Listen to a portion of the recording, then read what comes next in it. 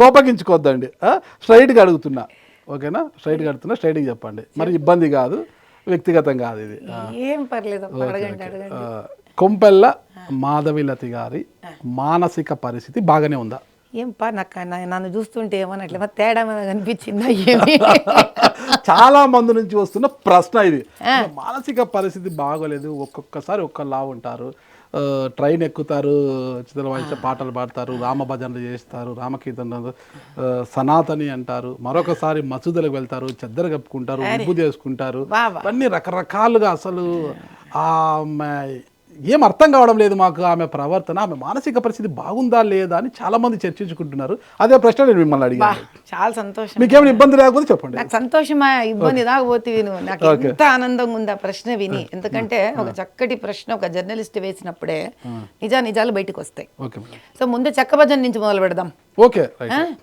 నేను ఒక చాలా మధ్యవర్గ కుటుంబం నుంచి, అంటే అందరు ఇప్పటికి చాలాసార్లు చెప్పున్నా మళ్ళీ చెప్తున్నా, ఎకనామిక్ వీకర్ సెక్షన్, ఒక చిన్న ఇంటి నుంచి వచ్చిన. అయితే మేము తిరుపతి ఇట్లా రకరకాల మొగల్తూరు, మా అమ్మ తట్టు తిరుపతి పోయేప్పుడు ట్రైన్లో మనం చూస్తాము, వాళ్ళు బీద వాళ్ళు వచ్చి దేవుని పాటలు ఇట్లా రాళ్ళు వేసి కొట్టుకుంటూ పాడుతూ, చాలా చిన్న బిడ్డను రాళ్ళతోనే కొడతారు, కొట్టి వికలాంగులు పాపం దాని మీద కూడా తోసుకుంటూ వెళ్ళి కూడా చేస్తుంటారు స్టేషన్ ఆగినప్పుడంతా. చాలా చిన్న బిడ్డను చూసినప్పుడు నాకు అనిపించేది అనమాట, అయ్యో ఇది ఎంత బీదరికం కదా వీళ్ళకు, మాదే బీదరికం అంటే వాళ్ళని చూస్తే నేను చాలా రిచ్ ఫీలింగ్ వచ్చేసాను నాకు. అయ్యో నా దగ్గర దేవుడు బాగా దండికి డబ్బులు ఇచ్చినాడే, నేను కనీసం సెకండ్ క్లాస్లో తిరుగుతున్నాను, పాప చిన్న పిల్లలు ఎట్లా పోతున్నారని ఒక తట్టుంటే, సహజంగా చిన్నప్పటి నుంచి డాన్సర్ కదా నేను, వాళ్ళు చిటికలు కొడితే నాది ఒక తాళం భలే ఉండేది, వాళ్ళు పాడే పద్ధతి కూడా ఒక భలే నచ్చేది నాకు. ఎస్పెషల్లీ మీకు ఏడు కొండల వాడని భలే పాడతారు వాళ్ళు.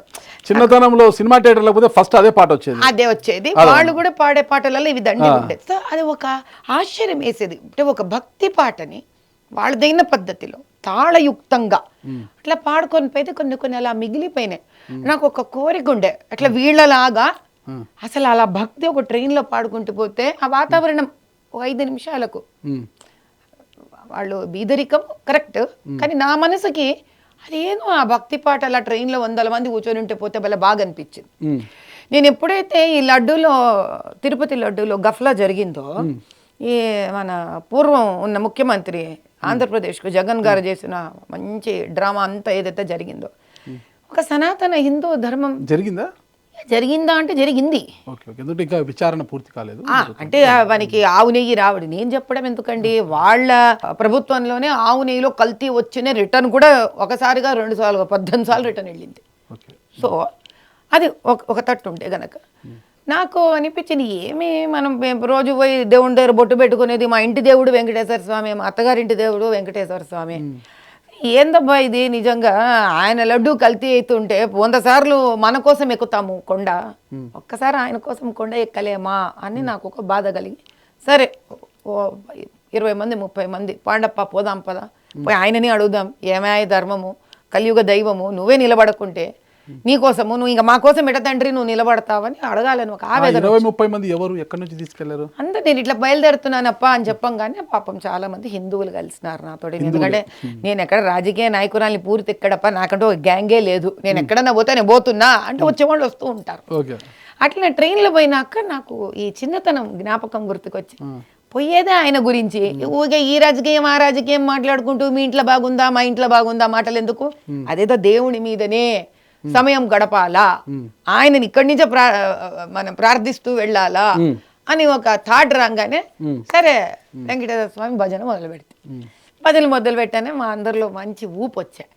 సరే ఇట్లా కాదు, ఊపు వస్తే సరిపోదు, ఏ అన్యాయం అయితే ఈ తిరుపతి లడ్లలో కల్తీ జరిగిందో ఎంతమందికి చెప్పగలమో మనకు తెలియదు, కానీ కనీసం ఈ ట్రైన్లో ఉండే ఎంతమందికి అయితే తెలియాలి ఇది అని అక్కడి నుంచి ఆ ట్రైన్లో అలా ఒక అవకాశం, అది 10 మందికి తెలియాలి కదా ఇంత అన్యాయం జరుగుతుంటే, కానీ ఆ ట్రైన్లో వీలున్నంత వరకు ఈ మూల నుంచి ఆ మూల వరకు ఆ వెంకటేశ్వర స్వామి భజన చేయడం జరిగిందప్ప. ఇది ఒకటి. మరి దీనికి నా బ్రెయిన్ దొబ్బిందని ఎవరైనా అనుకున్నారు అనుకోండి, అదే అదే అదే ఎంత ఆనందంగా ఉండే నాకు జీవితంలో.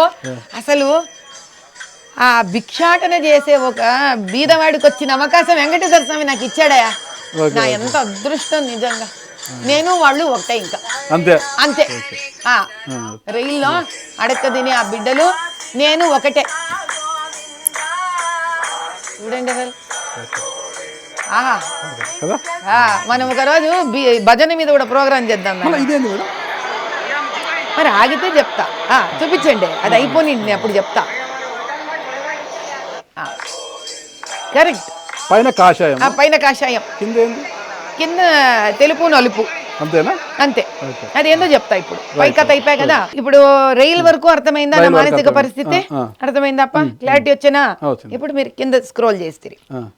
అయితే నేను పుట్టి బుద్ధిరిగి సంతోష్ నగర్ కాలనీలోనే చదువుకున్నాను, పెద్దదాన్ని అయినాను. హైదరాబాద్ సంతోష్ నగర్ కాలనీ. అవునప్ప, యాకత్పురా కాన్స్టిట్యూన్సీ. ఓకే. నా క్లాస్లో చాలా మంది ముస్లిమ్స్.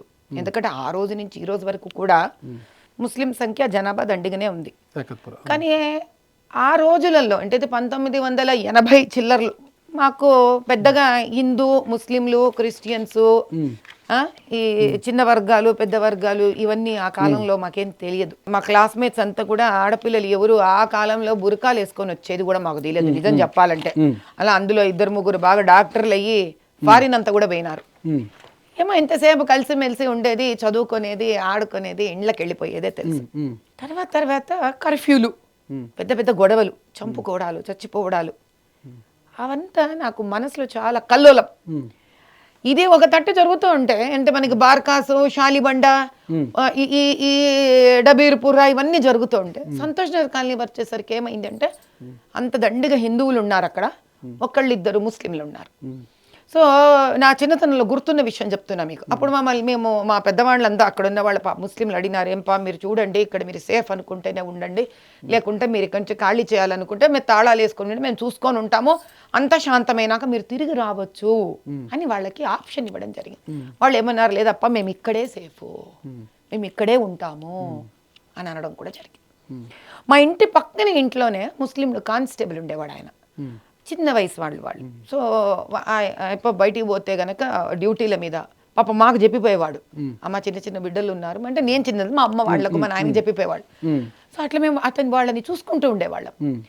అంటే నేను చెప్పొచ్చేది ఏమి అంటే, మాకు ఎక్కడా కూడా అంత డీప్ ఓల్డ్ సిటీలో అంతా చంపుకోవడాలు, నరుక్కోవడాలు, అంటే మా ఫ్రెండ్స్ హిందువుల వాళ్ళ కుటుంబాలన్నీ చనిపోవడం ఇవన్నీ విన్నాం, బాధాకరమైనవి. కానీ కాలనీ వరకు నిజంగానే ఒక ముస్లిం పక్కన ఇంట్లో ఉన్న క్లాస్మేట్స్లు ముస్లిమ్స్ ఉన్నా, మా తమ్ముని ఫ్రెండ్లు ముస్లిమ్స్ ఉన్నా, వాళ్ళ నుంచి మేము ఎప్పుడు కూడా ఇంత ద్వేషం చూడలేదు. ఇది నాకు ఒక పెద్ద ప్రశ్న. మళ్ళీ అట్లా అంటే నేను పెరిగినది ఏది కూడా సామాన్యమైన వాతావరణంలో పెరగలేదు. ఇంకా మన సాధారణమైన కుటుంబం ఇది, మా సాధారణ కుటుంబం. కానీ విని పెరిగిన వాతావరణం ఎట్లా, ఇప్పుడు మీరు జూబిలీస్లో పెరిగినారు కూడా ఇవన్నీ వినరు మీరు, మీరే సికింద్రాబాద్లో పెరిగినారు ఇవన్నీ వినరు మీరు, మీరు మారడపల్లిలో పెరిగినారనుకో ఇవన్నీ వినరు. కానీ మీరు యాకత్పురాలో పెరిగితే, నేను పుట్టిన పెరిగిన కాలంలో మన ఫ్రెండ్లు ఒక తీరు ఉంటారు, మన కాలనీ అంతా ఒక మాదిరి ఉంటుందో, అక్కడ వినిపించే డీప్ ఇంటీరియర్స్ నుంచి ఒకలాగా వినిపిస్తూ ఉంటాయి విషయాలు, బాధలు, కర్ఫ్యూలు, నెలలు స్కూళ్ళే మాకు. అయితే అసదుద్దీన్, అక్బరుద్దీన్ వీళ్ళు మాత్రం చాలా అరాచకాలు చేస్తూ ఉంటారు, చంపుతుంటారు. ఇది విని విని విని విని పెరిగినాను. అత్త ఎన్టీ రామారావు గారు వచ్చి ఉన్నారు, కర్ఫ్యూలు బంద్ అయినాయి. ఇంతే నేను విని పెరిగింది. సరే పెరిగినా పెద్దదాన్నైనా మా ఇంటికి వెనక ముస్లింలు ఉండేవాళ్ళు, రంజాన్కి షీరుకురు మా ఇంటికి వచ్చేది, మా ఇంట్లో పండగ అయితే పులిహోర, అప్పడాలు, పాయసాలు వాళ్ళ ఇళ్ళకి పోయేవి.